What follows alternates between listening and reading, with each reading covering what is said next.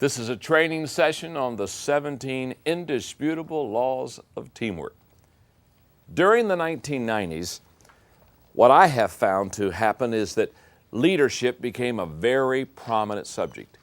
If you went to the business community, they wanted to learn about leadership. If you went into the government community, they wanted to learn about leadership. If you went into the church community, they wanted to learn about leadership. If you went into any community, leadership became kind of the big deal. And in the 90s, I wrote several books on the subject of leadership. In 1993, I wrote a book called Developing the Leader Within You, helping people develop themselves as leaders. As a complementary book, the year later, I wrote a book called Developing the Leaders Around You, kind of helping a leader develop leaders around him or her. And then in 1997, I wrote a book that was kind of a soft leadership book called Becoming a Person of Influence. Again, how to have influence with people, basically, how to become a better leader with people. In 1998, I wrote a book that has become very popular, The 21 Irrefutable Laws of Leadership. This has been used major in the business community, government community, the church community. And this was a book that helped people understand that there were certain laws that if they learned those laws, if they obeyed and followed those laws, they would become very effective as a leader. And I followed the 21 Irrefutable Laws of Leadership with a book entitled The 21 Indispensable Qualities. I talked about what are the qualities that need to be inside a person to be the leader that they really want to become. Then I followed that up with a kind of a Christian religious leadership book called The 21 Most Powerful Minutes in a Leader's Day, where I took the 21 laws and applied it to biblical characters so that people could, again, identify the laws with people who really did a good job with them. Okay. One thing that I found very interesting as I taught this decade of leadership is that as leaders grew, as leaders learned, as leaders matured, as leaders developed, I found that they began to ask themselves not only how can I lead better or how can I develop people around me to lead better, but they began to talk about teamwork because they found that nobody is a leader in every area. For example, in the 21 Irrefutable Laws of Leadership, most of the audience here, how many of you have the 21 Irrefutable Laws of Leadership? Oh, this is very good. Now, keep your hands up, keep your hands up, keep your hands up. The people that have their hands up now in this room are truly the great leaders in this room. Now, you noticed, didn't you? You noticed I did not ask how many have read the 21 Irrefutable? That's way too big of a risk. I'm not going there. I wouldn't touch that with a 10-foot pole. Okay. Now, anybody that has read the 21 Irrefutable Laws of Leadership, the first thing they come to the realization is that they're not good in all 21 laws. Is that not true? Let me just ask you, how many of you probably fell a little short in at least 2 or 3 of the 21 Irrefutable Laws? Okay, thank you very much. Now, the reason I asked that question and the reason there's such laughter in the audience is because anybody that takes the 21 Irrefutable Laws of Leadership book and begins to dissect and learn those laws understands quickly that in some laws they excel and in some laws they do not. Now, that's where teamwork comes in.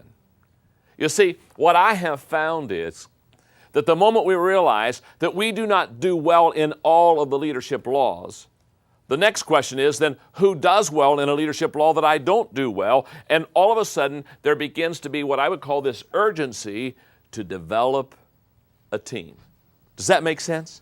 Because teamwork matures, teamwork takes leadership and allows it to be what it really needs to become.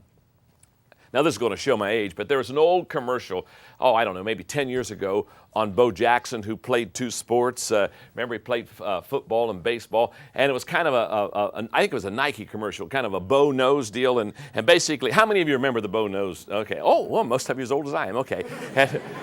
Well, you know the story of how supposedly it was kind of a tongue-in-cheek thing that Bo knows everything, and so Wayne Gretzky says Bo knows hockey, and obviously the obvious conclusion of the commercial was even Bo Jackson doesn't know everything, and the conclusion that any person that studies leadership will come up to, if they really understand leadership, is that it's obvious that you aren't a good leader in every area. Therefore, the need for teamwork. And that's what this training series is all about. Now, I need to do one more thing, and then we're going to teach the first law of teamwork. Here's what I need you to understand.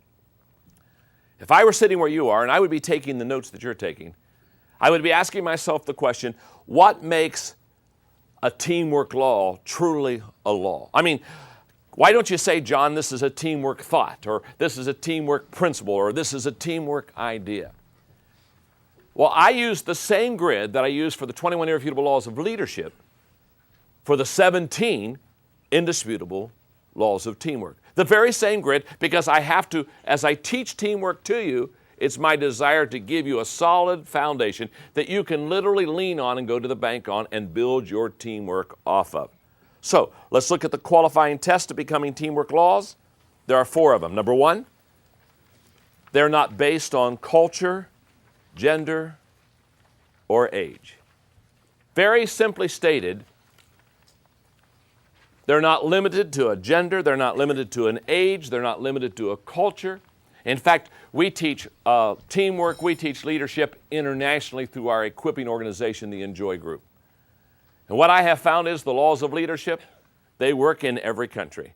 The laws of teamwork, they're going to work in every country. Why? Because they're not limited. That's what makes it a law. Number 2, they relate and apply to all communities. They apply to the business community, they apply to the government community, they apply to the religious community, they apply to the academic community. In other words, these teamwork laws will work anywhere. As you view this video, and as you study teamwork, no matter what your situation, these laws will work in it. Number 3, they are recognized by other teammates as teamwork laws.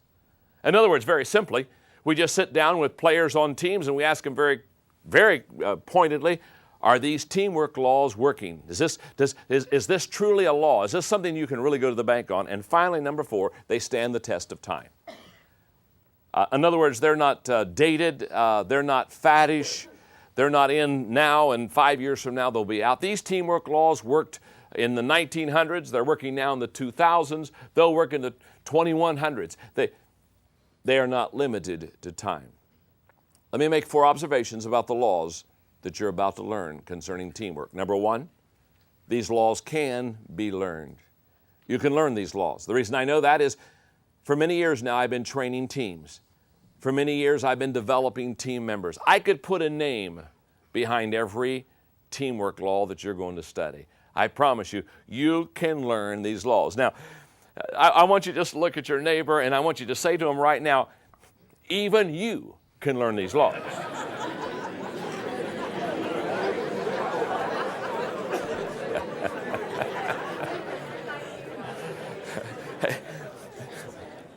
Doesn't that give you great hope, huh?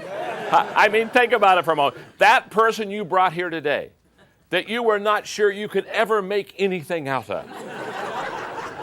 You even paid their way. You bought the ticket because you thought, you kept asking yourself, is there any hope? That person you're seated beside right now that you perhaps up to this moment thought there was no hope. I've got great news for you. Even they can learn these laws. Makes you feel good, doesn't it?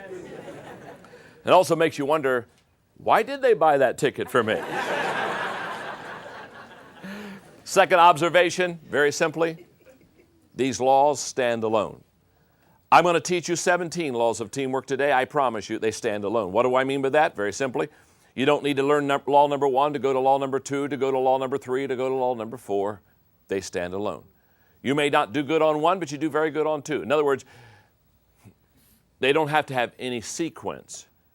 They aren't to be built upon. Number 3, these laws carry consequences. Simply stated, if you do well on these laws, you're going to develop a good team. If you do poorly on these laws, you're not going to have a good team. You're going to rise and fall on how well you're able to learn and implement these teamwork laws with your team. And the final observation, these laws are the foundation of teamwork. These are the laws that you build your team on. Let me give you one suggestion before I teach law number one. This is what I call a training suggestion for you. If I were you and I just finished watching the introductory part of this training series, what I would do is I would ask myself, how can I best be a team member and how can I best develop team members around me? And I'm going to suggest that you do 4 things that will be greatly helpful in developing yourself as a team member or developing your team.